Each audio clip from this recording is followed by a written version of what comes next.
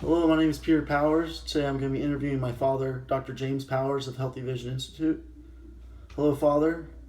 Can you How tell me you a little doing? bit about Healthy Vision and who your typical patient is? Well, I'm a general ophthalmologist with that subspecialized in retina, vitreoretinal surgery. So my patients are patients that have eye disease, mostly diabetics, patients with macular degeneration. What do you have to do to become a doctor? What's the Well, typical route to we become a got retina you got surgeon? to start in grade school, work your way through middle school. How many years of school did you go through? Well, you have to go to college. You have to do at least 4 years in college. Get yourself into medical school. If you're lucky, you go directly into medical school, which is 4 years. Get into an internship. I did a general internship, a rotational internship where I learned a little bit about everything over the next year. And then I did 3 years of ophthalmology at Albany Medical Center. And I finished up my retina training at USF another year, locally here in Florida. I became a general ophthalmologist, but I subspecialized in vitreoretinal surgery. Why did you want to become a doctor? What? Well, I started off, I didn't really want to become a doctor. I just wanted to own a business. When I was a kid, I always heard my dad say, you want to be self employed.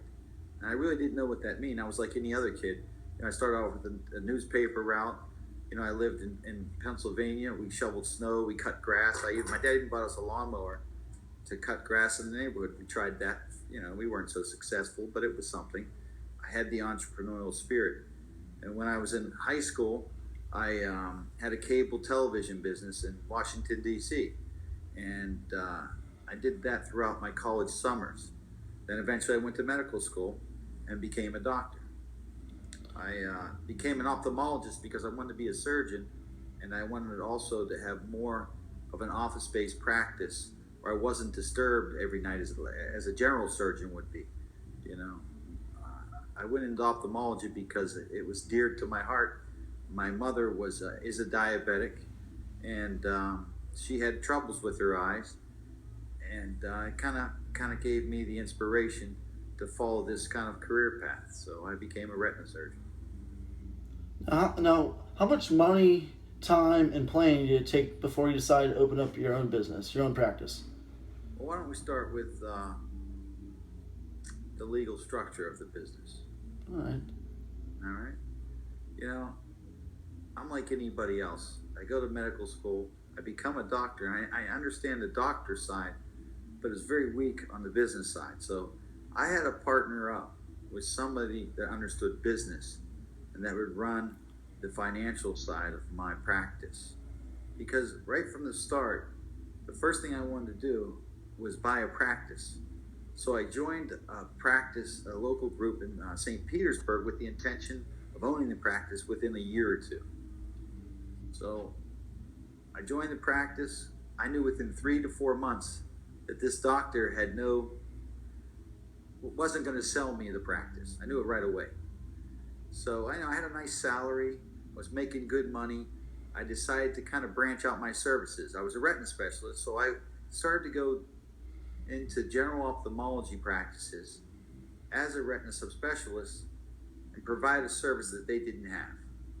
And it was a very lucrative, Mm-hmm. um, pathway that has led to much of my success. I would bring those checks into this general practice that I thought I was going to buy. Over time, I started to work more of these other offices, and I was able to kind of leapfrog from this practice when I knew it wasn't working out after a couple of years, starting my own business as a subcontractor, a subspecialist in these other general ophthalmology offices. So when I started to do that, I gained enough money. I started to save money, and one of my first offices was right out of my. I used to live in an apartment complex, and I needed a business office, so we would use the general. They had a little business center, Mm-hmm. a fax machine, a phone, and a conference table. So my brother, who I hired as my CEO, and myself and a few key employees would have roundtable conferences. and we'd figure out what our next moves were, how we were going to start this business, how we were going to start this practice, and find our first location. So it started off like any other business. Steve Jobs did it in a garage. I did it at the business center at my apartment complex. Now, you mentioned your brother. Now, would you say it's difficult to have family in your business? Is it a blessing, or is it a... You know, it's very tough to figure out which family member that you're going to be able to work with. Well, I knew my father was good at it. He worked with two of my brothers in Pittsburgh. He has a CPA firm. And it was nice to see my brothers working with my dad, you know. So I had other options because I come from a big family. So that left four other kids that I could choose from potentially that I can trust. So you always go with somebody you trust. Mm-hmm. And if you have a certain skill set, your hope is that they'll have another skill set. And I needed somebody that understood finances, somebody that had that entrepreneurial spirit that would help me build my practice and build a business. And I have a few brothers that, you know, I love all my brothers and sisters, but I just knew that a few of them I couldn't work with. It wouldn't work out right. Mm-hmm. So my brother Peter's a few years younger than I. He'd already started a few businesses. And I knew I needed that type of guy that could help me start my practice. So, you know, we started off, he started with a meager salary. He moved to Florida. And then we started our practice. This was about 12 years ago, 13 years ago. So you'd say he's a blessing then? Yeah, well, it's not easy to figure out which family members because you you argue, you fight just like a normal family does. You kiss and make up, and you hope that you know the next day's better than the last. And you hope you find somebody that can help you can get along with, and that like I said brings another skill set, so you could build a better team. So you could build a good practice. So my brother Peter was a great match for me. So he was my first employee. Now the second employee, well, really, another employee, a key employee, was my wife. But I learned one thing: you can get your wife to help you because you trust her. Mm-hmm. You know, you got to detach yourself, the business, from your home life, your married life. So as quick as you can get your wife out of the business, I think that'll keep your relationship healthy. So I've been married, 25 years. Yeah. And that was a key, but she's still involved with the finances and the checks and some of the accounting in the practice.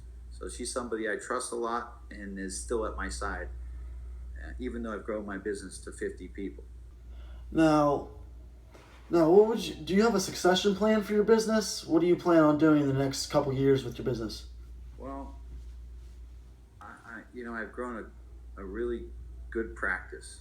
I have 3 locations, and I was originally going to have you, my son Peter, join me as a retina specialist.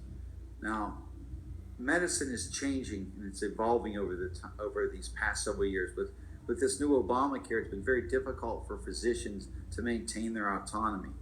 It's difficult to maintain a single practice. It's getting very expensive. There's a lot of red tape, and it's getting very tough to keep that entrepreneurial spirit.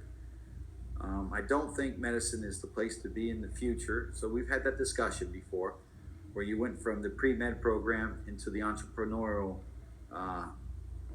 major. So yes.